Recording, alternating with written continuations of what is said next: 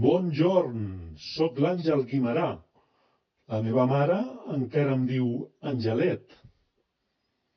Tot i que vaig començar fent poemes, a mi m'agrada més escriure obres de teatre. Maricel, Terra Baixa, La filla del mar... Definitivament, el teatre té més glamour que escriure versets. Però que consti que també m'agrada ser poeta. Doncs em van proclamar el 1877 mestre del gai saber en els Jocs Florals de Barcelona. Vaig dirigir uns quants anys la publicació La Renaixença. És que a mi m'agrada manar. Per això també em vaig fer polític. Així, el 1889, vaig ser escollit president de la Lliga de Catalunya.